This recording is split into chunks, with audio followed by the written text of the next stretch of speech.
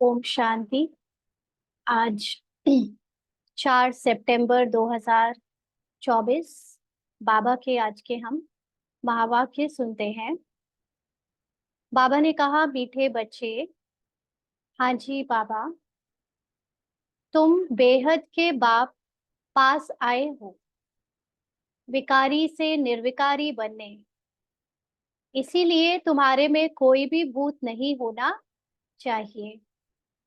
तो बेहद के बाप के पास यानी आत्माओं के पिता के पास कौन आया है?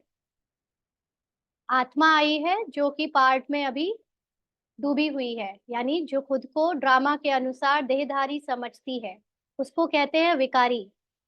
तो विकारी आत्मा यानी विकार विकार में डूबी हुई या विकार के पार्ट में डूबी हुई आत्मा, खुद को देह समझने वाली आत्मा निर्विकारी बनने आई है। माना अपनी देह के भान से मुक्त होने आई है, ड्रामा के भान से मुक्त होने आई है। जो उसकी संपूर्ण स्टेज है, जो उसकी मूल अवस्था है निर्विकारी पन की, उसको वापस अनुभव करने आत्माओं का पिता जो बेहद का बाप है उसके पास आई है, क्योंकि वो खुद ही सदा निराकारी है ना। वो कभी विकारों में नहीं आता, क्योंकि कभी वो हमारी तरह देह नहीं लेता। इसलिए तुम्हारे में कोई भी भूत नहीं होना चाहिए। तो जब हम ऐसे स्कूल में एडमिशन ले चुके हैं जहां पर हमको देह और देह के सारे भान को मिटाना है ना। जो भूत चढ़ते हैं वो कब चढ़ते हैं? जब हम इस दुनिया से अपनी कोई पहचान बना लेते हैं, जब हम अपने को आत्मा से अलग समझने लगते हैं, मन बुद्धि अपनी एक अलग पहचान बनाने लगती है, तब हमारे अंदर के भूत यानी जो पार्ट में भूत है वो आत्मा के ऊपर प्रभाव छोड़ने की कोशिश करते हैं। इसलिए अब हमको ध्यान रखना है कि हम जो निर्विकारी अवस्था में हमारी मूल अवस्था है वो अवस्था बनाकर रखें, और कोई भी भूत को या जो भी विकार के प्रभाव है उससे मुक्त रहे, उसके प्रभाव में ना आए। आज का प्रश्न है, बाप अभी तुम्हें कौन सी ऐसी पढ़ाई पढ़ाते हैं जो सारे कल्प में नहीं पढ़ाई जाती? बाप तुम्हें अभी ऐसी कौन सी पढ़ाई पढ़ाते हैं जो सारे कल्प में नहीं पढ़ाई जाती?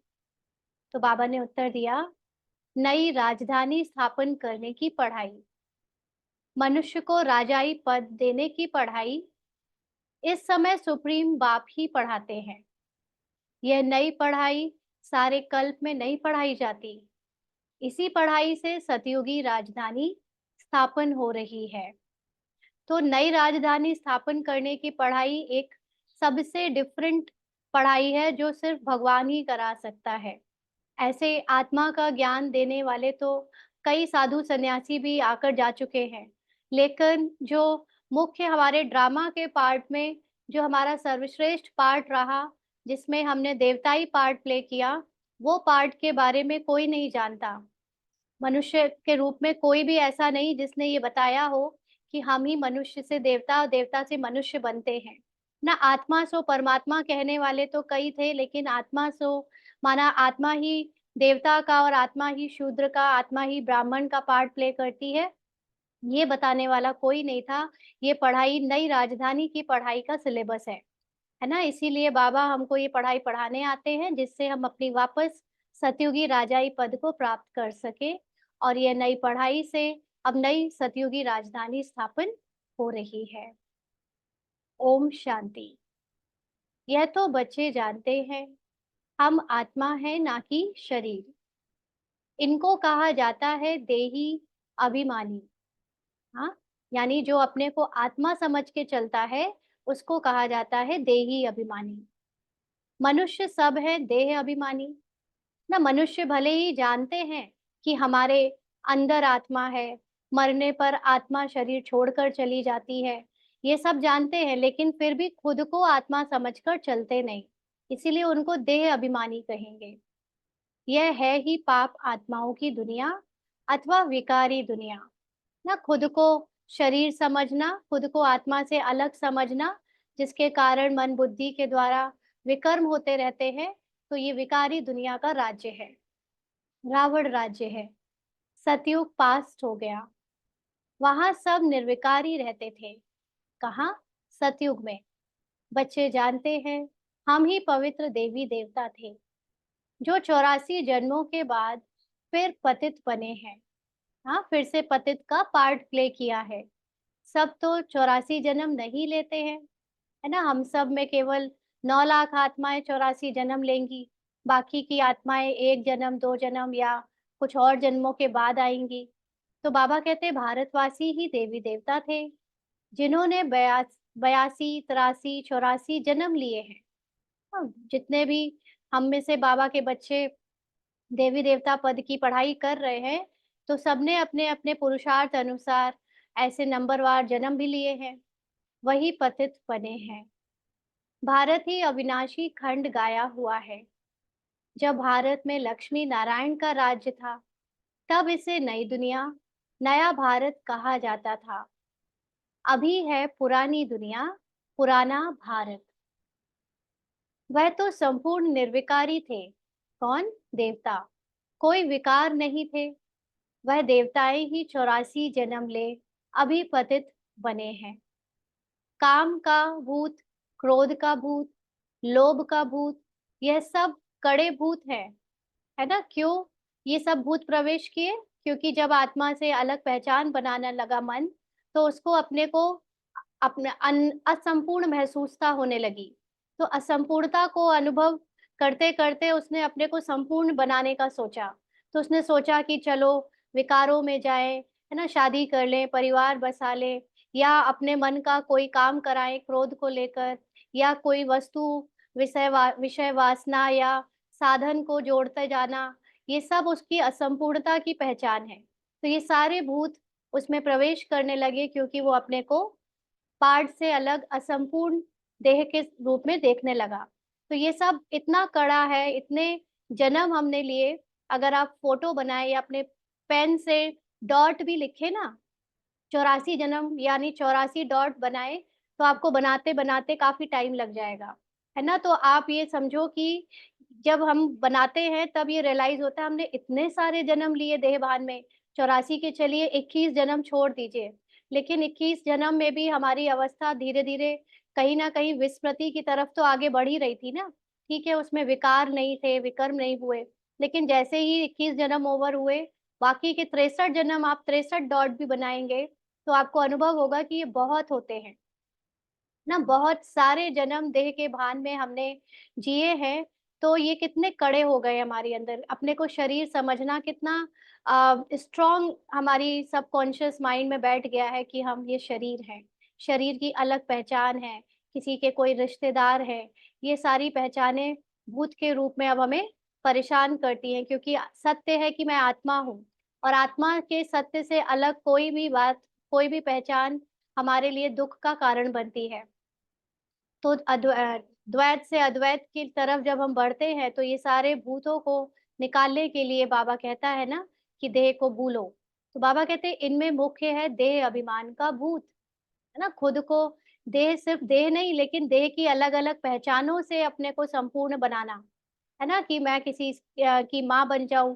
जैसे एक स्त्री होती है, जब तक माँ नहीं बन जाती तो सोचती रहती है कि अभी मैं असंपूर्ण हूँ। जब तक एक कुमार या कुमारी है तो सोचते रहते हैं, जब तक शादी नहीं हो जाती तब तक असंपूर्ण हूँ। जब तक कोई धन नहीं कमाने लगता तब तक सोचता है मैं अभी असंपूर्ण हूँ, धन कमाने लगूं ना। मेरे पास अगर गाड़ी बंगला नहीं है तो मैं असंपूर्ण हूँ। हर बात में, हर पहचान उसकी असंपूर्णता की है, क्योंकि उसको लगता है कि मैं देह हूँ और इस देह की दुनिया में मुझे खुद को प्रूव करना है, खुद को दुनिया के सामने बताना है कि मैं क्या हूँ, क्या नहीं, मैं क्या कर सकता हूँ। इस तरह की बातें असंपूर्णता की उसके अंदर आत्मा के सत्य से अलग आती रहती है। तो यही अभिमान सबसे कड़ा है। अभी भी कितने बाबा के बच्चे इसी बातों को लेकर दुखी रहते हैं कि शरीर का जो किरदार मिला है, पार्ट मिला है, उसमें हमको सब कुछ नहीं मिला। किसी को धन की कमी से गुजरना पड़ रहा है, किसी को रिश्ते की प्यार से गुजरना, प्यार की कमी से गुजरना पड़ रहा है, किसी को शरीर के स्वस्थ स्वास्थ्य से की कमी से गुजरना पड़ रहा है। तो वो असंपूर्णता ही असंपूर्णता अंदर अनुभव होती रहती है। जबकि सत्य है कि अपनी आत्मा में स्थित हो जाओ, तो तुम्हारे पास कुछ भी कमी नहीं है। तुम स्वस्थ भी हो, तुम धनवान भी हो, तुम सबसे प्यार से भरपूर भी हो। तुम्हें एकमात्र सिर्फ परमात्मा यानी बाबा के साथ सर्व संबंध निभाने की जरूरत है। तुम्हारे पास सब कुछ है, लेकिन खुद को देह समझते तो ये फिजिकल रूप में ही हमको सब कुछ दिखना चाहिए, उपलब्ध होना चाहिए, फिजिकल रूप में ही सारी प्राप्तियों की अनुभूति होनी चाहिए, ऐसा अनुभव, मतलब ऐसा फील करते हैं हम। तो रावण का राज्य है ना, यह रावण है भारत का आधा कल्प का दुश्मन। जब मनुष्य में पांच विकार प्रवेश करते हैं। इन देवताओं में यह भूत नहीं थे, देवताओं के अंदर असंपूर्णता नहीं थी ना। देवता खुद ही सोल कॉन्शियस थे, अपने को आत्मिक स्थिति में स्थित रखते थे, इसलिए उनके पास धन संपदा रिश्ता शरीर सब कुछ, सबका सुख था। और खुद को शरीर समझने से हम हर चीज में प्रॉब्लम या हर चीज में कमी अनुभव करने लगे। बाबा कहते फिर पुनर्जन्म लेते लेते इनकी आत्मा भी विकारों में आ गई। तुम जानते हो, हम जब देवी देवता थे तो कोई भी विकार का भूत नहीं था। सतयुग त्रेता को कहा ही जाता है राम राज्य, द्वापर कलयुग को कहा जाता है रावण राज्य। यहाँ हर एक नर नारी में पांच विकार हैं। द्वापर से कलयुग तक पांच विकार चलते हैं। मुख्य पांच विकार है ना। उसके बाद तो विकार के बच्चे और उसकी फैमिली बहुत बड़ी है, लेकिन मुख्य रूप से पांच विकार का नाम लेता है बाबा। अब तुम पुरुषोत्तम संगम युग पर बैठे हो, बेहद के बाप के पास आए हो विकारी से निर्विकारी बनने के लिए। तो बाबा जानता है कि ये जो साकार मुरली के समय बच्चे सामने बैठे होते हैं, वो किस भान में बैठे होते हैं? खुद को बीके समझकर या खुद को शूद्र समझकर या देह भान में अपने को पार्ट किरदार समझकर अलग अलग पहचानों के साथ बैठे होते हैं। इसीलिए बाबा उनसे कहता है कि विकारी से निर्विकारी बनने के लिए। कल हमने समझा था ना कि बनने के लिए बाबा क्यों कहता है, क्योंकि पार्ट सुन रहा है। तो पार्ट को इतना हमें किरदार में इतने जन्म इतनी मेहनत करने की आदत हो गई है भक्ति मार्ग में भी, कि कुछ किए बिना लगता ही नहीं कि हम कुछ कर रहे हैं, है ना। तो इसीलिए बाबा कहता है कि अपने कर्मों से विकारी से निर्विकारी बनो, माना अपने कर्मों को सुधारो। फिर धीरे धीरे बाद में अव्यक्त मुरलियों की तरफ जब हम अपनी स्थिति के अनुसार बढ़ते जाते हैं, तो बाबा बताता है कि तुम्हारी जो निर्विकारी अवस्था है उसको ही देखो, उसमें ही टिको, और फिर विकारी पार्ट को अपने से अलग करते जाओ, तो तुम्हारी निर्विकारी स्थिति तुमको अनुभव होने लगेगी। इसीलिए बनने की बात नहीं है, लेकिन निर्विकारी अनुभव करने की बात है ना। तो बेहद के बाप यानी जो परमात्मा निराकार है, उसको याद करते हैं, उसके समान अपने को समझते हैं, तो ऑटोमेटिकली हमारा पार्ट भी विकारी से निर्विकारी बनने लगता है, क्योंकि आत्मा की स्मृति चेंज होने लगती है। आत्मा की अभी स्मृति है कि मैं किसी की माँ हूँ, मैं किसी की पत्नी हूँ, मैं किसी का बॉस हूँ, मैं किसी की बहू हूँ ना, सास ससुर हूँ। तो ये विकारी दृष्टि से या स्मृति से कुछ ना कुछ विकर्म भी बनते रहते हैं, क्योंकि जो कर्म हम इन पहचानों के साथ करेंगे वो कुछ ना कुछ हमसे गलतियां पार्ट में जरूर कराते रहेंगे। इसलिए वो विकारी से निर्विकारी बनने के लिए स्मृति को चेंज करना पड़ता है, कि मैं ना किसी की माँ, ना मैं किसी की पत्नी, ना मैं किसी की बहू, ना सास, ना मैं किसी का बॉस, ना मैं किसी से छोटा, ना मैं किसी से बड़ा। ये सब तो पार्ट था या पार्ट है। मैं तो इसके अंदर इसको बजाने वाली, इससे न्यारी रहने वाली निर्विकारी आत्मा हूँ। तो बाबा को देखते देखते मुझे अपनी संपूर्णता याद आने लगती है, और मेरा पार्ट भी फिर निर्विकारी हो जाता है। यानी फिर आत्मा समझ के पार्ट बजाने से हमारा पार्ट भी दुखों से, भूतों से, विकारों से मुक्त होने लगता है। बाबा कहते हैं निर्विकारी बन। अगर कोई विकार में गिरते हैं तो बाबा लिखते हैं तुमने काला मुंह किया, अब गोरा मुंह होना मुश्किल है। माना जिसको ये ज्ञान हो जाए कि वो कौन है, और उसके बाद भी वो अपने को गलत ज्ञान से आ, इस गलत ज्ञान की स्मृति से गलतियां करे, फिर उसको कैसे सुधारा जाए, है ना। ऐसे एक कोट कोट पढ़ी थी बहुत पहले कि जो सो रहा है उसको तो जगाना आसान है ना, लेकिन जो सोने की एक्टिंग कर रहा है उसको कैसे जगाया जाए, है ना। तो यहाँ पर ऐसे ही जो जिसको ज्ञान नहीं है वो काला मुंह कर रहा है, उसको काला मुंह नहीं कहेंगे, क्योंकि वो तो है ही अज्ञानता में। उसको तो पता ही नहीं कि वो गलत कर रहा है इसलिए करे जा रहा है, तो वो माफ ही है। लेकिन जिसको पूरा ज्ञान मिल जाए, पूरी समझ मिल जाए कि वो शरीर है ही नहीं, वो शरीर के अंदर पार्ट बजाने वाली आत्मा संपूर्ण निर्विकारी है, और उसके बावजूद वो ज्ञान को ग्रहण करे, ज्ञान से अग्री हो जाए, माना ज्ञान से अपने को भरपूर करके धारण भी करे, लेकिन फिर वो तब भी शरीर के जो आसक्तियां है उसमें डूब जाए, है ना, शरीर के सुखों में सुख ढूंढने लगे, तो क्या होगा? ऐसे तो काला मुंह करने वाले को गोरा बनना यानी फिर से ज्ञानी बनाना मुश्किल है, क्योंकि ज्ञान उसके अंदर है ही, और तो अब और क्या ज्ञान दे? जिस ज्ञान को वो यूज नहीं कर सका, जिस ज्ञान पे वो टिक नहीं सका, वो क्या फिर दोबारा ज्ञान देने पर टिकेगा?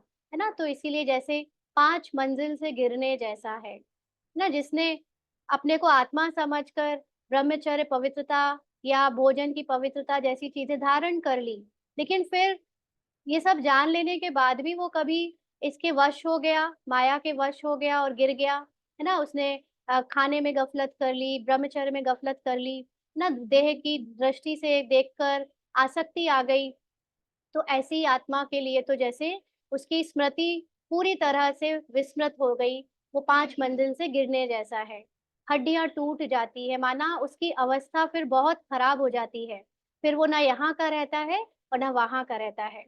गीता में भी है, भगवानुवाच काम महाशत्रु है। तो सिर्फ काम वासना ही नहीं, लेकिन कामनाएं करना भी महाशत्रु है ना, तो काम वासना भी छोड़ना और कामनाओं से भी अपने को न्यारा करना। भारत का वास्तविक धर्मशास्त्र है ही गीता, हर एक धर्म का एक ही शास्त्र है। भारतवासियों के तो ढेर शास्त्र है। भारतवासी कितने सारे वेद पुराण और ना जाने कितने सारे धर्मशास्त्र पढ़ते रहते हैं। उसको कहा जाता है भक्ति। नई दुनिया सतो प्रधान गोल्डन एज है, वहां कोई लड़ाई झगड़ा नहीं था। कहाँ? सतयुग में बड़ी आयु थी, एवर हेल्दी वेल्दी थे। तुमको स्मृति आई कि हम देवताएं बहुत सुखी थे, वहां अकाले मृत्यु होती नहीं ना वहां पर, क्योंकि हम खुद को अकाल मूर्त समझकर ही चलते हैं। अकाल मूर्त माना आत्मा, आत्मा तो काल से परे है ना, आत्मा को तो काल नहीं खा सकता। आत्मा ना तो मरती है, ना ही आत्मा के ऊपर समय का कोई प्रभाव होता है, तो वो अकाले मूर्त आत्मा के लिए कभी अकाले मृत्यु पार्ट में भी नहीं होती। काल का डर रहता नहीं, किससे डरे जब पता है कि मृत्यु जैसी कोई चीज होती नहीं। वहां हेल्थ वेल्थ हैप्पीनेस सब रहती है। नर्क में हैप्पीनेस होती नहीं, है ना, यहाँ पर जो खुशी मिलती भी है अपने को देह समझकर, अलग अलग पार्ट में जो इच्छा और कामना होती है उसको पूरी करके, वो कितनी देर टिकती है, और उसके साथ एक कीमत भी देनी पड़ती है। अगर खुशी मिल रही है तो वो खुशी को टिकाने के लिए आपको, जैसे मान लीजिए कि नौकरी करके खुशी मिली, नौकरी लग गई, उसमें जो खुशी मिल रही है उसके बाद एक कीमत देनी पड़ेगी। उसमें आपको सुबह से रात तक कितनी मेहनत करनी पड़ती है ना, अपना अपने शरीर का भी ख्याल नहीं रख पाते, परिवार का भी ख्याल नहीं रख पाते, सुबह से रात तक लगे रहते, तब जाके वो चंद हरे नोट हाथ में आते हैं, है ना, और उसको सोचते हैं हम कि बहुत खुश हो गए। तो हम हर चीज की यहाँ एक कीमत देते हैं ना। शादी करी, शादी के बाद स्त्री पुरुष के रूप में जब पति पत्नी बनते हैं, तो एक कीमत दे रहे होते हैं बंधन का, कि हम एक दूसरे की इच्छा के अनुसार ही सब कुछ करेंगे, अपनी इच्छा से ना नहीं चल सकते पूरी तरह। और फिर उसमें छोटी सी खुशी में खुश रहते हैं कि शादी हो गई, हम शादीशुदा कहलाने लगे, या जो शरीर के इंद्रियों वाले सुख हैं वो मिल रहे हैं, है ना, तो ये सब हैप्पीनेस नहीं कहा जाएगा इसको। ये तो बस थोड़ी देर का एक जैसे बस हल्की सी भोग दे दिया किसी को ना, तो बाबा कहते हैं कुछ ना कुछ शरीर का रोग लगा रहता है। यह है अपार दुखों की दुनिया, और वह है अपार सुखों की दुनिया। सतयुग में कोई भी जगह किसी भी बात का कोई बंधन ही नहीं है। वहां पति पत्नी शादी हो जाने के बाद भी एक दूसरे में कोई बंधन नहीं डालते। वहां पर जो काम कर रहे हैं एक दूसरे के लिए, जो प्रजा है, चाहे वो दास दासी है, वहां पर कोई बंधन से काम नहीं कर रहे हैं। वहां पे सब अपनी स्व इच्छा से मर्यादित रूप से काम करते हैं, है ना, किसी को कोई दुख नहीं होता काम करने में। और सुबह से रात तक लगे रहे ऐसे जानवरों की तरह, ये भी नहीं होता वहां। वहां तो दास दासियों के भी दास दासी होते हैं। दास दासी अपने काम करने के बाद जब अपने घर जाते हैं तो उनके दास दासी उनकी सेवा करते हैं। तो कितना वहां पर सुख ही सुख है। तो बाबा कहते बेहद का बाप दुखों की दुनिया थोड़े ही रचेंगे, बाप ने तो सुख की दुनिया रची। फिर रावण राज्य आया तो उनसे दुख अशांति मिली। सतयुग है सुख धाम और कलयुग है दुख धाम।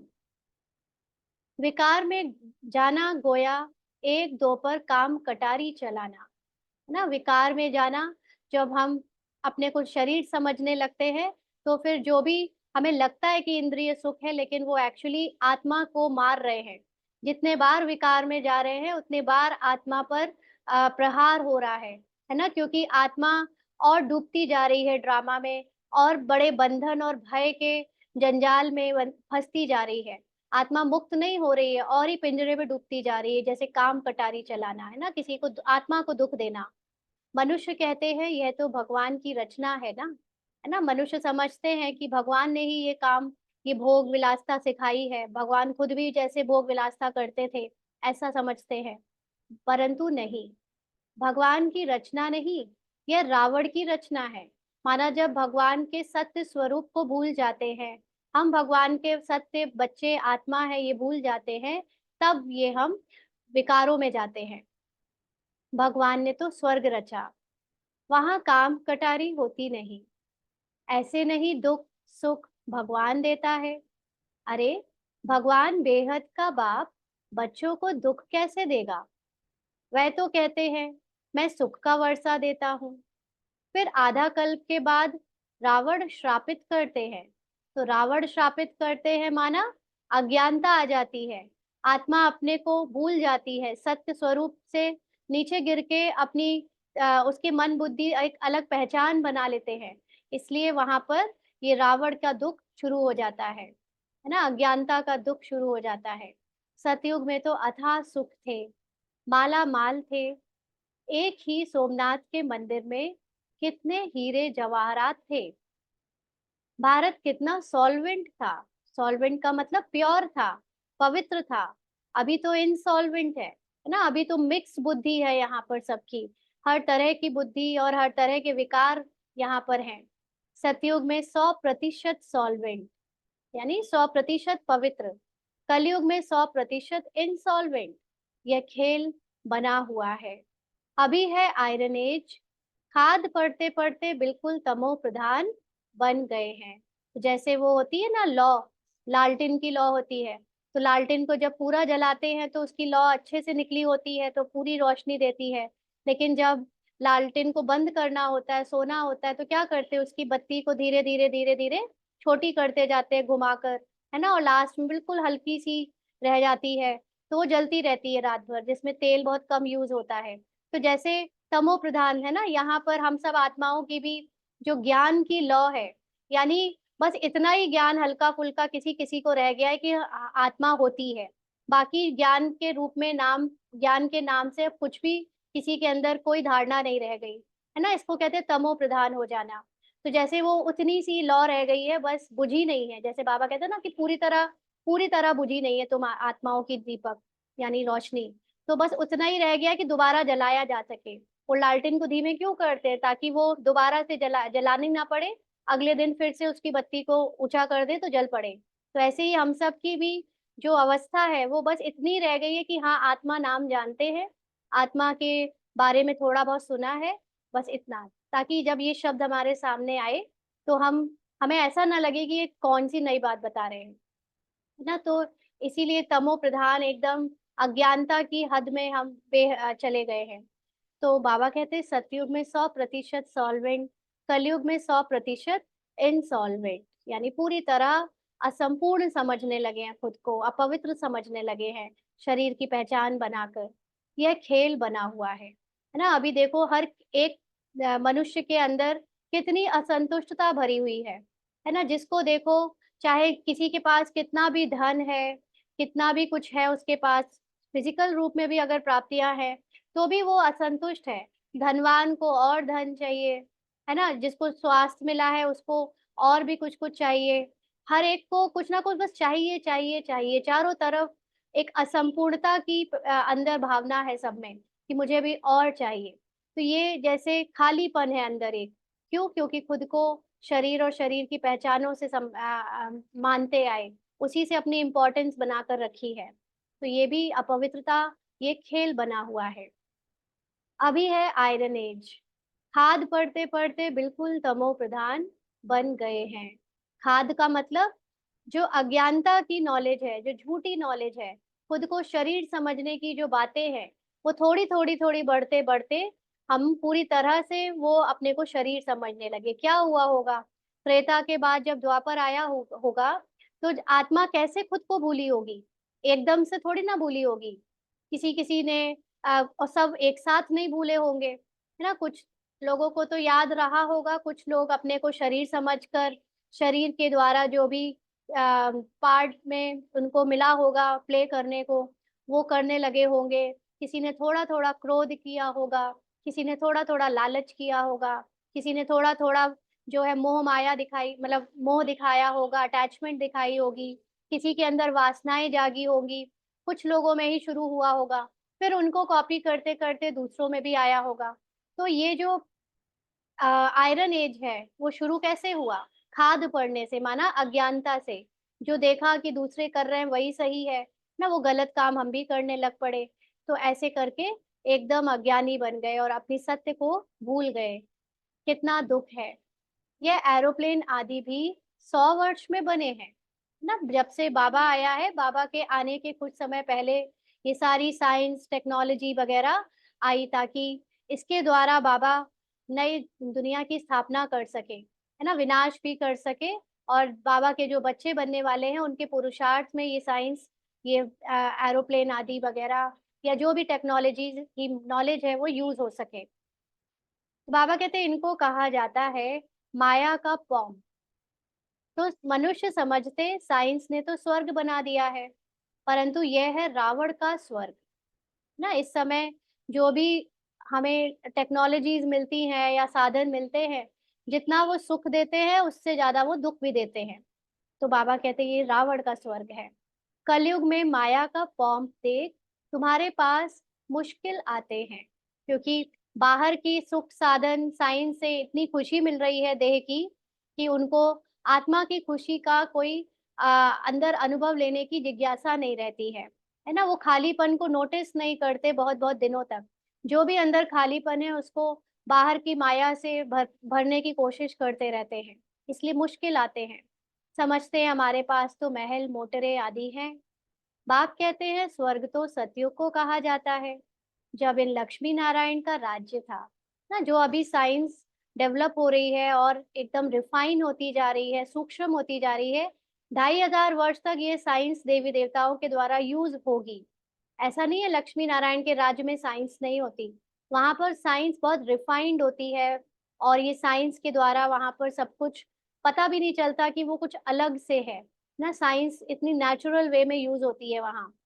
लेकिन जब द्वापर शुरू होता है तो ये साइंस जो अभी इजाद होकर रिफाइन हो रही है, द्वापर में पूरी खत्म हो जाएगी। फिर द्वापर से कलयुग, वही महल में सिर्फ दिए जलाए जाएंगे, है ना? बाकी जो फिजिकल चीजें हैं, फिजिकल मेहनत, फिजिकल चीजों का आकर्षण, फिर से फिजिकल चीजों की खोज शुरू हो जाएगी, जैसे ड्रामा अनुसार अभी हमने अपने हिस्ट्री में पढ़ा है। वो सब होता रहेगा, अलग अलग सभ्यता चलेंगी, और फिर वो फिर से लास्ट के 100 150 वर्ष के अंदर आइंस्टीन आएंगे, है ना? न्यूटन आएंगे, फिर अपनी थ्योरी वही देंगे, फिर वही किताबें पढ़ी जाएंगी, फिर सारी साइंस वैसे ही चली जाएगी। तो ये सब जो है अभी की साइंस के लास्ट फेज में हम पहुंच रहे हैं, जब वो रिफाइन होकर सतयुग में यूज होगी। बाबा कहते अब कलयुग के बाद फिर इनका राज्य आएगा। पहले भारत बहुत छोटा था, जो ओरिजिनल भारत था वो बहुत छोटा था। नई दुनिया में होते ही हैं 9 लाख देवताएं, बस पीछे वृद्धि को पाते रहते हैं, माना धीरे धीरे बढ़ते हैं। सारी सृष्टि वृद्धि को पाती है ना। देखो वृद्धि कैसे होती जाती है, अभी हम कल ही थोड़ा सा देख रहे थे कि अगर हम हर सेकंड डेथ रेट और हर सेकंड बर्थ रेट देखें, तो हर सेकंड 4 बच्चे पैदा हो रहे हैं दुनिया में। और हर सेकंड दो बच्चे मतलब आत्माएं जन्म ले रही हैं, है ना। और हर सेकंड दो लोग मर रहे हैं, माना दो आत्माएं शरीर छोड़ रही हैं। तो मरने वाले कम हैं और जन्म लेने वाले ज्यादा है, इसीलिए वृद्धि होती जाती है। तो ये जो वृद्धि है वो बढ़ते बढ़ते आज 800 करोड़ को भी पार करती जा रही है। सारी सृष्टि वृद्धि को पाती है ना। पहले पहले सिर्फ देवी देवता थे। तो बेहद का बाप वर्ल्ड की हिस्ट्री ज्योग्राफी बैठ समझाते हैं। बाप बगैर और कोई बतला ना सके। उनको कहा जाता है नॉलेजफुल गॉड फादर, सब आत्माओं का फादर। आत्म अच्छा, नॉलेजफुल लगाना कितना जरूरी है ना। पिता है वो तो ठीक है, लेकिन वो ये ज्ञान का सागर भी है, नॉलेजफुल है, कंप्लीट है वो नॉलेज में। क्यों? क्योंकि वो नॉलेज के द्वारा ही हमको बताता है कि हम कौन है। ऐसा नहीं है कि हम उनके बच्चे अभी बने हैं, है ना। हम तो उनके बच्चे सदा से थे, सदा से हैं और सदा रहेंगे। और ना सिर्फ हम, लेकिन संसार की सारी आत्माएं उनके बच्चे हैं। लेकिन वो नॉलेज देकर हमको रियलाइज कराता है कि हम भी उनको अपना पिता अब जाने, माने और मानकर चले। नहीं तो जानते तो थे, है ना। हम लोग सब अपनी अपनी प्रेयर में गाते थे तो हमें माता चा पिता, लेकिन मानते नहीं थे। और चलना तो फिर दूर की बात, मानकर उनको अपना पिता। लेकिन अब वो नॉलेज हमारे अंदर ट्रांसफर हो गई है, तो हम भी अब उनको नॉलेजफुल होकर फुल तो होते जा रहे हैं, माना अपनी उस अवस्था तक पहुंच रहे हैं, लेकिन अब इसके नॉलेज से ही आत्माओं का फादर को जान पाए हैं। तो बाबा कहते हैं आत्माएं सब भाई भाई हैं, फिर भाई और बहन बनती है, माना शरीर के दृष्टि से एक दूसरे को भाई बहन समझती हैं। तुम सब हो एक प्रजापिता ब्रह्मा के एडॉप्टेड चिल्ड्रन। सभी आत्माएं उनकी संतान तो हैं ही। उनको कहा जाता है परम पिता, उनका नाम है शिव। बस बाप समझाते हैं मेरा नाम एक ही शिव है ना। बाबा का नाम किस पर पड़ा है? आत्मा पर पड़ा है। और हम सब का नाम, हमारी जो नई पहचाने हैं पार्ट में, उस पर पड़ा है, शरीर पर पड़ा है। फिर भक्ति मार्ग में मनुष्यों ने बहुत मंदिर बनाए हैं, तो बहुत नाम रख दिए हैं। भक्ति की सामग्री कितनी ढेर है ना। उनके जो महिमा है, उनके जो कर्तव्य है, उसके ऊपर अलग अलग गुणवाचक नाम रख दिए हैं मंदिरों के। उसको पढ़ाई नहीं कहेंगे। भक्ति में जो पढ़ते आए वो पढ़ाई नहीं है। क्यों? क्योंकि भक्ति की वेद शास्त्र कितना भी पढ़ ले, खुद को आत्मा समझ के चलते नहीं। तो ये पढ़ाई का मुख्य उद्देश्य है कि हम अपने को आत्मा समझ कर चले। ये पढ़ाई असली पढ़ाई है।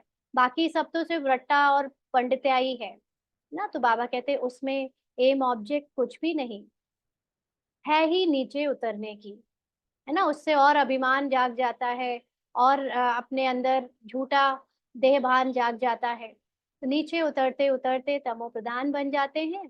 फिर सतो प्रधान बनना है सबको। तुम सतो प्रधान बनकर स्वर्ग में आएंगे, बाकी सब सतो प्रधान बन शांति धाम में रहेंगे। ये अच्छी रीति याद करो। बाबा कहते हैं तुमने हमको बुलाया है बाबा, हम पतितों को आकर पावन बनाओ। तो अब मैं सारी दुनिया को पावन बनाने आया हूँ। मनुष्य समझते हैं गंगा स्नान करने से पावन बन जाएंगे।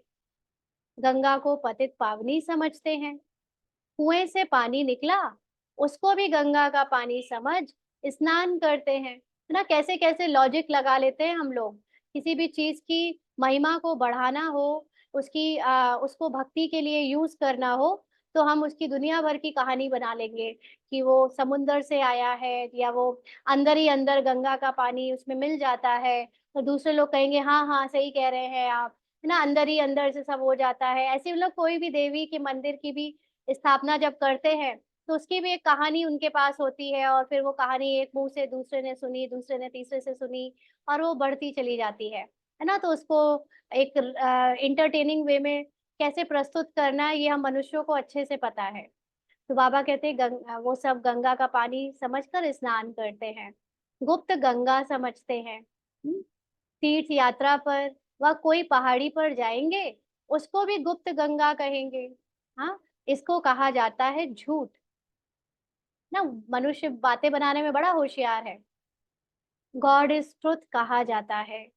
बाकी रावण राज्य में सब है झूठ बोलने वाले। ना खुद को ही नहीं जानते, शरीर समझ के बैठे हैं, तो मुंह से निकलेगा क्या? झूठ ही झूठ निकलेगा। गॉड फादर ही सचखंड स्थापन करते हैं, क्योंकि ड्रामा जो चल रहा है, ड्रामा का मतलब ही है झूठ, है ना। ड्रामा का क्या मतलब होता है? आप कोई मूवी देखते हो या आप कोई सीरियल देखो या स्टेज में कोई शो देखो, किसी का अगर ऑडियंस बनकर बैठो, तो जो स्टेज में हो रहा है, क्या वो सच हो रहा है? नहीं, सबको पता है झूठ हो रहा है ना। झूठ मूठ का खेल चल रहा है। तो ऐसे ही वो झूठ मूठ के खेल में जो बोला जाएगा, जो किया जाएगा, वो भी तो झूठ ही होगा। तो जो आत्मा है सत्य, केवल वही अपने कॉन्शियसनेस में, यानी अपने को उस स्मृति में जब पार्ट बजाए, तब वो सत्य हो। तो वहां पर सचखंड में यानी सतयुग में बाबा कहते हैं गॉड फादर ही सचखंड स्थापन करते हैं, वहां झूठ की कोई बात होती नहीं। देवताओं को भोग भी शुद्ध लगाते हैं। भक्ति में क्या है, देवताओं को भी शुद्ध भोजन लगाते हैं भोग में। अभी तो है आसुरी राज्य, सतयुग त्रेता में है ईश्वरीय राज्य, जो अब स्थापन हो रहा है।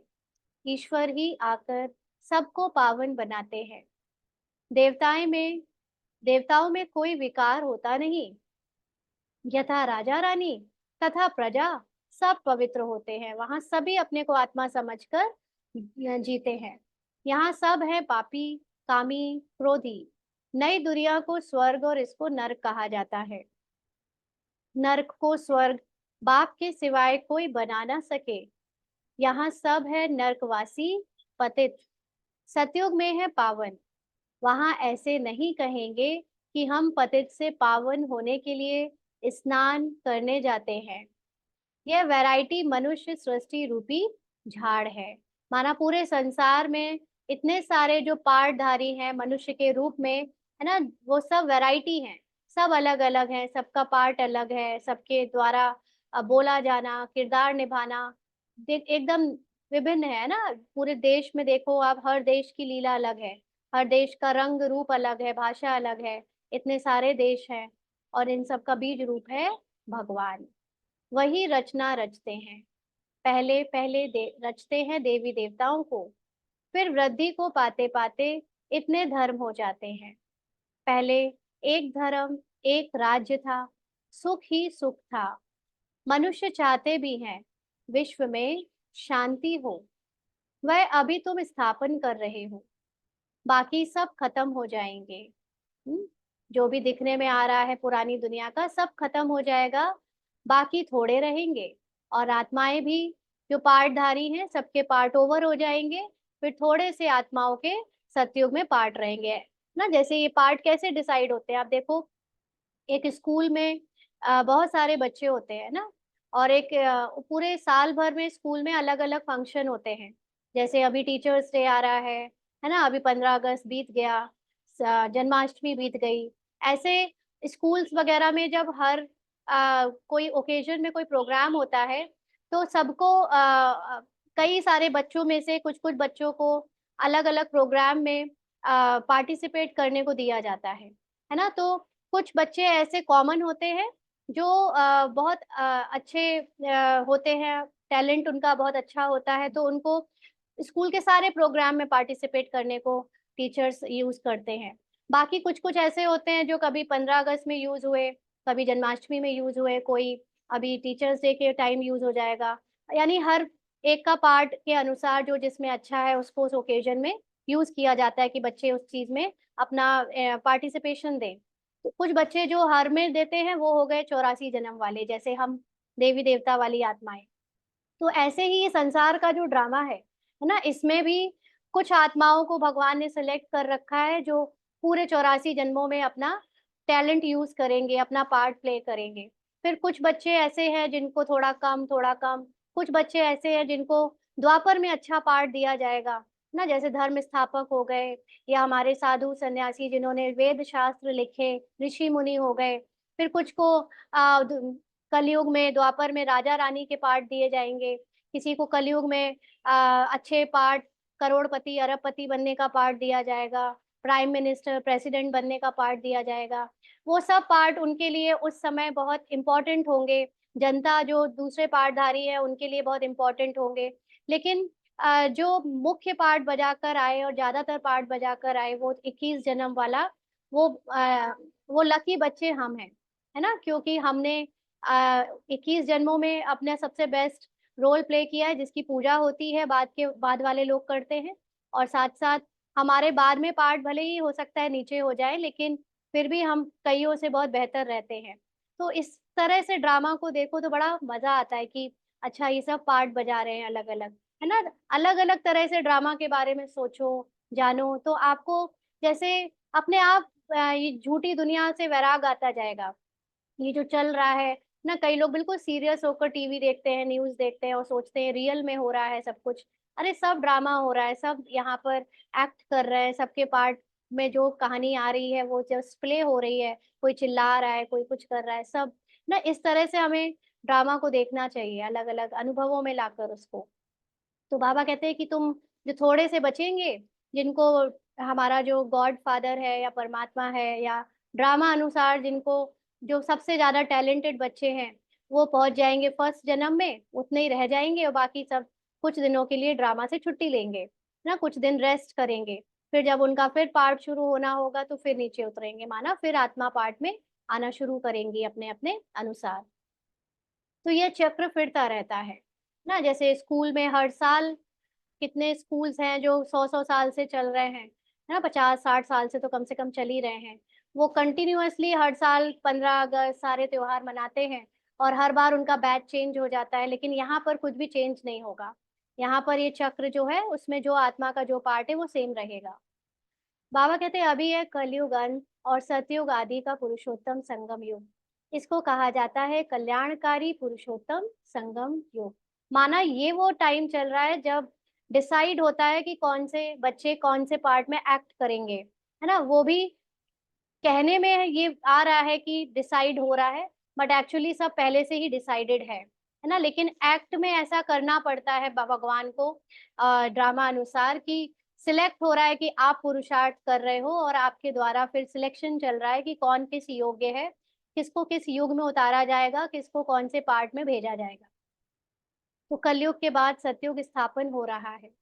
तुम संगम पर पढ़ते हो, इसका फल सतयुग में मिलेगा। यहाँ पर जो मेहनत चल रही है वो अपने को आत्मा समझने की, उसका फाइनल जो प्रारब्ध है वो सतयुग में मिलेगी। यहाँ जितना पवित्र बनेंगे और पढ़ेंगे उतना ऊंच पद पाएंगे। ऐसी पढ़ाई कहीं होती नहीं, तुमको इस पढ़ाई का सुख नई दुनिया में मिलेगा। चलिए अभी 1 मिनट के लिए सभी अशरीरी हो जाएं और अपनी शुद्ध आत्मिक स्थिति में स्थित होकर निर्संकल्प होकर बाबा को देखें।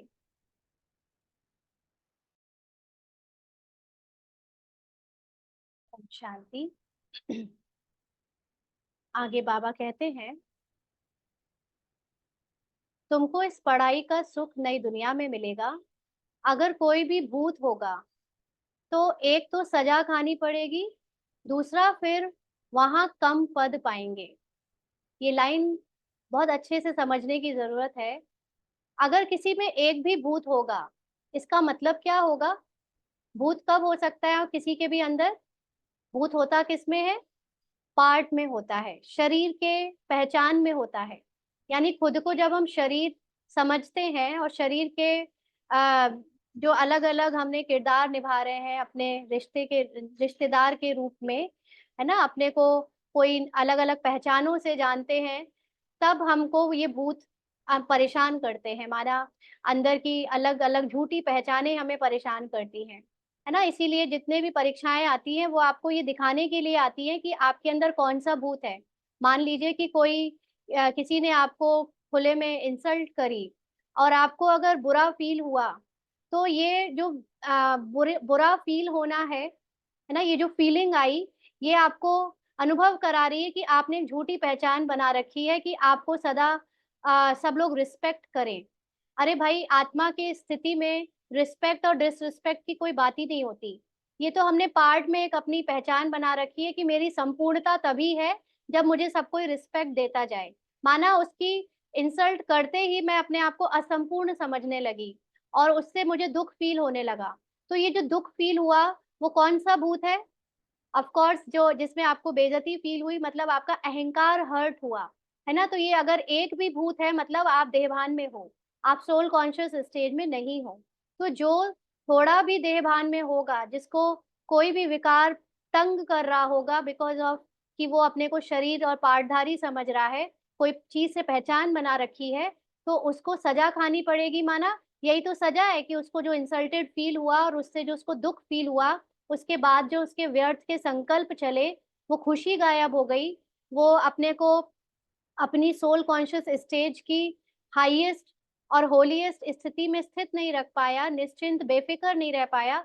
यही तो संगम युग में जो ब्राह्मणों को सज़ा मिल रही है, ये वही तो है कि जिससे हम ये जान सकते हैं कि धर्मराज का पार्ट ऑलरेडी चल रहा है, साथ-साथ चल रहा है क्योंकि जब बाबा ने कह दिया कि तुम आत्मा हो, है ना? गीता में भी क्या लिखा है? मान, अपमान, निंदा, स्तुति, है ना? गर्मी, सर्दी सब में एक समान। तो हमारे अंदर जब विपरीत चीज़ों को लेकर असंपूर्णता अनुभव होने लगती है, तो वो जो अंदर दुःख देती है, वही तो सजाएँ हैं। ये और बढ़ती जाएँगी धीरे-धीरे, क्योंकि जब हम देखेंगे कि दुनिया में अब हिसाब-किताब चुकतू होने के लिए या हमको संपूर्ण बनाने के लिए माना हमारी संपूर्णता को याद दिलाने के लिए अनेक परीक्षाएँ आएँगी, अनेक लोगों के द्वारा हमें ऐसे परीक्षा दी जाएँगी कि आपके अंदर जो कमी है वो निकलवाएँगे वो आपसे, है ना? तो वो आपको अगर सोल कॉन्शियस स्टेज की स्थिति से वो नहीं देखा उस सीन को, तो जैसे अंदर बहुत घुटना पड़ेगा, बहुत डर डर लगेगा या रोना पड़ेगा, दुखी होना पड़ेगा, फीलिंग में आना पड़ेगा। तो ये सब हमारा पद कम कर देंगे माना हमारी जो सोल कॉन्शियस स्थिति है उससे हम नीचे गिरते रहेंगे तो हम सतयुग में भी नीचा पद पाएँगे, अच्छा पद नहीं पा पाएँगे। तो बाबा कहते हैं जो संपूर्ण बन औरों को भी पढ़ाएँगे तो ऊँच पद भी पाएँगे। तो संपूर्ण बन क्यों कह रहा है बाबा? ताकि हम बॉडी कॉन्शियस से सोल कॉन्शियस में आ जाएँ। हमें बनना क्या है? हमें सिर्फ़ बॉडी कॉन्शियस से सोल कॉन्शियस बनना है। तो सोल कॉन्शियसनेस में ऑटोमैटिकली हमारी संपूर्णता है ही। सोल होती ही संपूर्ण है। सोल का अनुभव ही आपका संपूर्णता का अनुभव है ना? तो जो इस स्थिति में निरंतर टिकने लगेगा और दूसरों को भी टिकाएगा, पढ़ाएगा माना उनको भी बताएगा, तो वो ऊँचा पद पाएगा। कितने सेंटर्स हैं, लाखों सेंटर्स हो जाएँगे, सारे विश्व में सेंटर्स खुल जाएँगे। पाप आत्मा से पुण्य आत्मा बनना ही है। तुम्हारी एम ऑब्जेक्ट भी है। पढ़ाने वाला एक शिव बाबा है, वह है ज्ञान का सागर, सुख का सागर। बाप ही आकर पढ़ाते हैं। यह नहीं पढ़ाते, माना ब्रह्मा नहीं पढ़ाते, इनके द्वारा वह पढ़ाते हैं। इनको कहा जाता है भगवान का रथ, भाग्यशाली रथ। तुमको कितना पद्मा पदम भाग्यशाली बनाते हैं। तुम बहुत साहूकार बनते हो। साहूकार बनते हो माना अभी जितना सोल कॉन्शियस स्थिति में स्थित होते जाएँगे, तो सोल की जो संपूर्णता है, वो प्रकृति की भी संपूर्णता को अट्रैक्ट करती है ना? हम जितना अपने को कमज़ोर, मजबूर, गरीब समझते हैं, वह जिस लॉ ऑफ अट्रैक्शन जिसको जिसने पढ़ा हो, उसको वैसी ही परिस्थितियाँ मिलती हैं। जो अपने को जितना भाग्यशाली समझता है, जितना ऊँचा समझता है, उसको वैसी परिस्थितियाँ उसकी बनती चली जाती हैं। तो ये बाहर की जो दुनिया है, वो हमारे ही थॉट्स का रिफ्लेक्शन है। हम जो सोचते हैं, हम जो महसूस करते हैं, वही बाहरी दुनिया हमको मिलती है। तो जैसे-जैसे हमारी स्मृति में, स्थिति में हम अपने को भाग्यशाली, अपने को संपूर्ण समझते जाएँगे, हमारी बाहर की परिस्थितियाँ, ये जो संसार है, ये भी संपूर्णता की तरफ हमको ले जाएगा, माना हमें दिखने लगेगा संपूर्ण। तो ये सारा खेल दृष्टि को चेंज करने का है, ना समझ को चेंज करने का है। तो बाबा कहते हैं तुमको कितना पद्मा पदम भाग्यशाली बनाते हैं। तुम बहुत साहूकार बनते हो, कभी भी बीमार नहीं पड़ते, हेल्थ, वेल्थ, हैप्पीनेस सब मिल जाता है। अभी खुद को क्या समझते हैं? थोड़ा-सा बुखार आ गया, हाय मैं बीमार हूँ, हाय मुझे कुछ हो गया। माना आत्मा ने अपनी अलग पहचान बना रखी है शरीर से और कह रही है कि वो बीमार है, जबकि आत्मा को तो कभी कोई बीमारी होती नहीं। अगर मैं खुद को आत्मा समझूँगी, आत्मा समझ के चलूँगी तो मैं शरीर बीमार है, शरीर को फ़ीवर आया है, शरीर को कुछ हुआ है, लेकिन मैं आत्मा तो पूरी तरह स्वस्थ हूँ, ये याद रहेगा। तो उसको ये याद रहने से उसके लिए बाहर की जो परिस्थिति है, वो भी जल्दी-जल्दी उसके जैसी हो जाएगी, उसके अकॉर्डिंग अच्छी हो जाएगी, ठीक हो जाएगी। और अगर मैं बीमार हूँ, मैं मुझे ये हो गया है शरीर समझकर ये सोचती रहूंगी, तो और ही उसके अकॉर्डिंग उसकी बाहर की परिस्थिति, उसकी हेल्थ यानी शरीर और जो चीजें हैं वो वैसी बिगड़ती चली जाएंगी। तो ये सारा स्मृति का खेल है कि हम क्या समझते हैं पूरे टाइम। हर समय कोई ना कोई पहचान बनाकर बैठे हैं ना। तो बाबा कहते हैं यहाँ भले धन है, परंतु बीमारियां आदि हैं, है ना। अपने को बीमार समझते हैं क्योंकि शरीर समझते हैं, वह हैप्पीनेस रह ना सके, और इसीलिए वो खुशी नहीं रहती जो आत्मा की खुद की खुशी है। कुछ ना कुछ दुख रहता है। उनका तो नाम ही है सुख धाम, स्वर्ग, पैराडाइज। इन लक्ष्मी नारायण को यह राज्य किसने दिया, यह कोई भी नहीं जानते। यह भारत में रहते थे, विश्व के मालिक थे, कोई पार्टीशन आदि नहीं था। अभी तो कितने पार्टीशन हैं, रावण राज्य है, कितने टुकड़े टुकड़े हो गए हैं, लड़ते रहते हैं। वहां तो सारे भारत में इन देवी देवताओं का राज्य था। वहां वजीर आदि होते नहीं। क्यों नहीं होते? क्योंकि वहां पर बुद्धि का कोई अलग से काम ही नहीं है। वहां आत्मा की संपूर्णता की जो स्टेज है, उससे ऑटोमेटिकली सभी के कर्म परफेक्ट होते हैं। तो किसी से कोई गलती नहीं होती, किसी से कोई किसी को किसी की राय लेने की जरूरत ही नहीं पड़ती, क्योंकि हर आत्मा एक्यूरेट काम कर रही होती है। तो वजीर की जरूरत ही नहीं होती। यहाँ तो वजीर देखो कितने हैं, क्योंकि बेअकल है ना। क्योंकि मन और बुद्धि ने आत्मा से अपनी अलग पहचान बना ली है। तो बुद्धि जो है अपने पार्ट के अनुसार काम कर रही है, अब मन भी अपने पार्ट के अनुसार संकल्प कर रहा है। जबकि संपूर्णता में टिकने से सब कुछ ऑटोमेटिकली परफेक्ट होता है। तो वजीर भी ऐसे ही वहां यहाँ पर तमो प्रधान पतित हैं। पतित को पतित मिले, कर कर लंबे हाथ। हाँ, ऐसी कोई लाइन है। तो कंगाल बनते जाते हैं, कर्जा उठाते जाते हैं। अभी देखो हमारे जो मिनिस्टर आदि होते हैं उन सबको वजीर मिलते हैं, है ना। उनको राय लेने वाले अपने ऐसे सेक्रेटरीज मिलते हैं। क्यों? क्योंकि खुद के अंदर उतनी पावर नहीं है कि वो सही डिसीजन ले पाए। तो बाबा कहते हैं सतयुग में तो अनाज फल आदि बहुत स्वादिष्ट होते हैं, तुम वहां जाकर सब अनुभव करके आते हो। किसमें? अपने ध्यान की अवस्था में। जो बच्चों का ये पार्ट है वो सब तो नहीं जा पाते होंगे ना। सूक्ष्म वतन में भी जाते हो तो स्वर्ग में भी जाते हो। बाप कहते हैं सृष्टि चक्र कैसे फिरता है। पहले भारत में एक ही देवी देवता धर्म था, दूसरा कोई धर्म नहीं था। फिर द्वापर में रावण राज्य शुरू होता है, माना द्वैत आना शुरू हो जाता है। एक दूसरी पहचान बननी शुरू हो जाती है। मन बुद्धि अलग से ही अपने आप को आत्मा से अलग समझकर अपनी पावर को बढ़ाने के लिए अलग अलग पार्ट प्ले करने लगते हैं।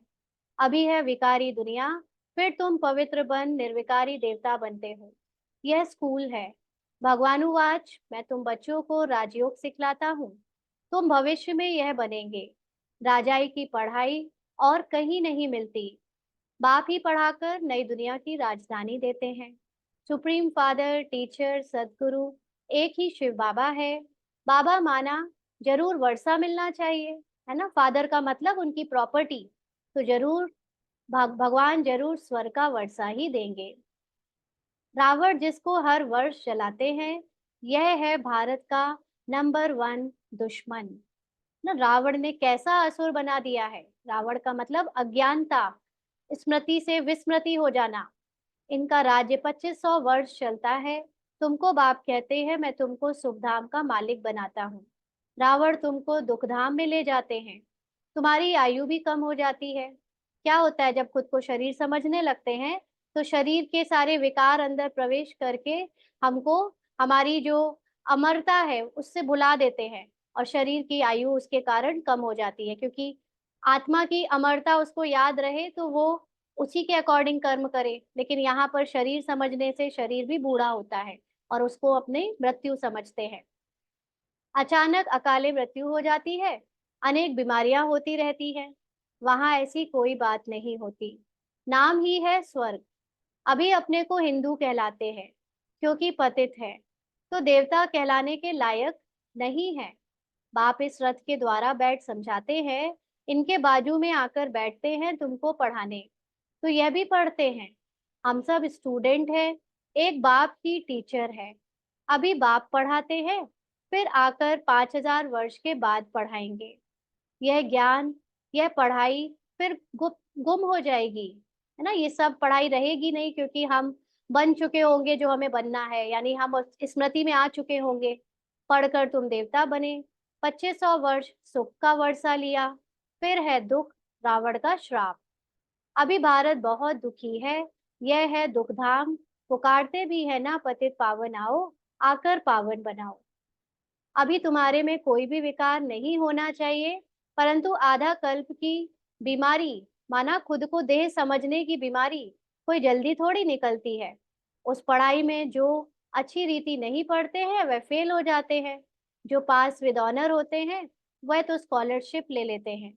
तुम्हारे में भी जो अच्छी रीति पवित्र बन मतलब जो अच्छी रीति ड्रामा से अपने को छुड़ा कर न्यारा बनता है, अपने को आत्मा समझकर पार्ट बजाता है, फिर दूसरों को बनाते हैं, यानी दूसरों को भी ऐसे ही बनाते हैं, तो वह प्राइज लेते हैं। माला होती है 8 की, है ना। ऐसे मुख्य 8 है जो निरंतर सोल कॉन्शियस स्टेज में टिक पाते हैं। वह है पास विद ऑनर। फिर 108 की माला भी होती है, वह माला भी सिमरी जाती है ना, जिसको हम भक्ति में देखते हैं। मनुष्य इसका रहस्य थोड़े ही समझते हैं। माला के ऊपर है फूल, फूल फिर होता है डबल दाना मेरू। फूल हो गया शिव बाबा, डबल दाना हो गया लक्ष्मी नारायण, है ना। तो स्त्री और पुरुष दोनों पवित्र बनते हैं। यह पवित्र थे ना, जिसको ब्रह्मा सरस्वती कहेंगे, तो स्वर्गवासी कहलाते थे। यही आत्मा फिर पुनर्जन्म लेते लेते अब पतित बन गई है, फिर यहाँ से पवित्र बन पावन दुनिया में जाएंगे। वर्ल्ड की हिस्ट्री ज्योग्राफी रिपीट होती है ना। विकारी राजाएं निर्विकारी राजाओं के मंदिर आदि बनाकर उन्हों को पूजते हैं, वही फिर पूज्य से पुजारी बन जाते हैं। विकारी बनने से फिर लाइट का ताज भी नहीं रहता। लाइट का मतलब क्या? लाइट के दो अर्थ होते हैं ना, एक लाइट माना प्रकाश और एक लाइट माना हल्कापन। प्रकाश का मतलब है ज्ञान, है ना। जब ज्ञान नहीं रहता तो हम हल्के भी नहीं रहते, माना अपने को शरीर समझने से दुनिया की जो जिम्मेदारी ढोते रहते हैं, ये सोच के कि हमें ढोना है, मेरे बिना कौन ढोएगा, मुझे कुछ करके दिखाना है, मुझे अपने परिवार को पालना है, मुझे ये प्रूव करना है, मुझे दुनिया पे राज करना है। तो ये क्या कर देता है, पार्ट में हम आत्माओं को भारी कर देता है। इसलिए वो लाइट का ताज नहीं रहता। इसीलिए तो द्वापर के बाद से, द्वापर में भी धीरे धीरे से राजा दूसरे राजा पर चढ़ाई वगैरह करना शुरू कर देते हैं, क्योंकि असंपूर्ण हो जाते हैं, है ना। अंदर डिससेटिस्फैक्शन आने लगता है कि मुझे अब दूसरों पर राज्य करना है, दूसरों की राजधानी को अपने अंदर लाना है, उससे मैं और ताकतवर हो जाऊंगा। मतलब खुद को कमजोर समझने लगते हैं और अपनी अथॉरिटी को प्रूव करने के लिए फिर वो दूसरों पर राज करने की कोशिश करते हैं। तो इसलिए वो सिर्फ नाम के राजा रह जाते हैं, ताज सिर्फ रतन जड़ित रह जाता है, बाकी अंदर से लाइटनेस हल्कापन नहीं रह जाता, ज्ञान नहीं रह जाता। तो यह खेल बना हुआ है, यह है बेहद का वंडरफुल ड्रामा। पहले ही पहले एक ही धर्म होता है जिसको राम राज्य कहा जाता है, फिर और धर्म वाले आते हैं। यह सृष्टि का चक्र कैसे फिरता है सो एक बाप ही समझा सकते हैं। भगवान तो एक ही है। अच्छा, मीठे मीठे सिक्की लदे बच्चों प्रति माता पिता बाप दादा का याद प्यार और गुड मॉर्निंग। रूहानी बाप की रूहानी बच्चों को नमस्ते। हम रूहानी बच्चों की रूहानी बाप दादा को याद प्यार गुड मॉर्निंग और नमस्ते बाबा। शुक्रिया, थैंक यू बाबा। धारणा के लिए मुख्य सार। पहला पॉइंट, स्वयं भगवान टीचर बनकर पढ़ाते हैं, इसीलिए अच्छी रीति पढ़ना है। स्कॉलरशिप लेने के लिए पवित्र बनकर दूसरों को पवित्र बनाने की सेवा करनी है। माना खुद ड्रामा से न्यारे होकर सोल कॉन्शियस बनकर औरों को भी उनको ड्रामा से न्यारे कर कर सोल कॉन्शियस बनाने की सेवा करनी है। और अंदर से काम क्रोध आदि जो भी भूत प्रवेश है उन्हें निकालना है। एम ऑब्जेक्ट को सामने रख कर पुरुषार्थ करना है। तो एम ऑब्जेक्ट क्या है? जब एम ऑब्जेक्ट बाबा ने कह दिया है कि बना बनाया है, तो सिर्फ उस बने बनाए एम को बार बार याद करना है। जैसे कोई किसी से कह दे कि आपने यहाँ पे एडमिशन ले लिया, माना आप बन गए डॉक्टर, है ना। मान लीजिए किसी का मेडिकल कॉलेज में एडमिशन हो जाता है, तो वो बना बनाया डॉक्टर है, बस उसको वो 5 साल या जितने भी साल की पढ़ाई पूरी करनी है, उसके बाद उसको सिर्फ एक सर्टिफिकेट और मिल जाएगा और नॉलेज मिल जाएगी, जिससे वो प्रैक्टिस शुरू कर देगा, है ना। बाकी एडमिशन लेते ही उसको ये अनुभव हो जाता है कि वो डॉक्टर बन चुका है। ऐसे ही यहाँ पर जब बाबा ने कह ही दिया है कि तुम हो ही देवता, तुम हो ही आत्मा, संपूर्ण आत्मा, तो फिर अब हमको वो अपनी संपूर्णता को सामने रखना है कि वो मैं हूँ ही, और बाकी पार्ट में जो असंपूर्ण अनुभव हो रहे हैं, है ना, पार्ट में कमी कमजोरी अनुभव हो रही है, उसको भुलाते जाना है, उससे न्यारे होते जाना है। तो अपनी उस संपूर्णता को सामने रखकर पुरुषार्थ यानी आत्मा की स्थिति में स्थित होते रहना है। वरदान है, माया की छाया से निकल, याद की छत्र छाया में रहने वाले बेफिक्र बादशाह भव। माया की छाया से निकल, याद की छत्र छाया में रहने वाले बेफिक्र बादशाह भव। बाबा समझाते हैं, जो सदा बाप के याद की छत्र छाया के नीचे रहते हैं, वो स्वयं को सदा सेफ अनुभव करते हैं। माया की छाया से बचने का साधन है बाप की छत्र छाया। छत्र छाया में रहने वाले सदा बेफिक्र बादशाह होंगे। अगर कोई फिक्र है तो खुशी गुम हो जाती है। खुशी गुम हुई, कमजोर हुए, तो माया की छाया का प्रभाव पड़ जाता है, क्योंकि कमजोरी ही माया का आवाहन करती है। माया की छाया स्वप्न में भी पड़ गई तो बहुत परेशान कर देगी। इसीलिए सदा छत्र छाया के नीचे रहो। तो बाबा की छत्र छाया माना बाबा के द्वारा दिया गया ज्ञान, जो स्वमान बाबा ने हमें दिया है, हमें हमारी संपूर्णता और सत्य का जो ज्ञान दिया है, उसे सदा स्मृति में रखने से जो माया माना अज्ञानता, जो हम अपने पार्ट में अलग अलग पहचान बनाकर खुद को निर्बल समझते आए, खुद को कमजोर और असंपूर्ण समझते आए, वो समझने से, वो माया के प्रभाव में आने से हमारी खुशी गुम हो जाती है। इसीलिए सदा ज्ञान के चिंतन में रहो, बाबा के द्वारा दिए गए स्वमान में रहो, अपनी संपूर्णता के अनुभव में रहो, तो कमजोरी जो है माया की, वो हमसे दूर हो जाएगी और हम सदा अपने को संपूर्ण अनुभव करना शुरू कर देंगे। स्लोगन है, समझ के स्क्रू ड्राइवर से अलबेलेपन के लूज स्क्रू को टाइट कर सदा अलर्ट रहो। कौन सी समझ? कि मैं आत्मा हूँ, मैं सदा संपन्न हूँ, संपूर्ण हूँ, और पार्ट में चल रहे अलबेलापन जो है, उसको हम कई बार एक मन ही दूसरे से कह रहा होता है कि मुझे ये ठीक करना है। जैसे कल किसी ने अमृत वेले की शाम को बात करी है ना, अमृत वेले में हम कहीं अलबेले तो नहीं हो जाएंगे, है ना। तो ये कौन कह रहा है? जो मन अमृत वेले को मिस कर रहा है ना, मिस करवा रहा है ये सोच के कि सो जाओ, अभी बाद में कर लेंगे। वही मन कह रहा है कि मैं अमृत वेले कैसे ठीक करूं। तो वही मन जो खुद चोर है, वो खुद को चोरी से छुड़ाने का अभ्यास करे तो हो सकता है? उसके लिए पुलिस लगानी पड़ती है ना।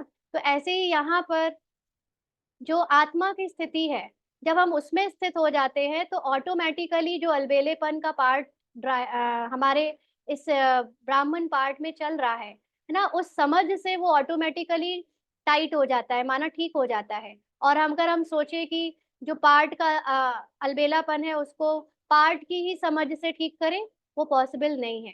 इसीलिए अपने को आत्मिक स्थिति में स्थित करना ही एकमात्र हर बात का सॉल्यूशन है, समाधान है, और उससे ऑटोमेटिकली पार्ट की सारी अलबेलेपन, कमी, कमजोरी दूर हो जाती है।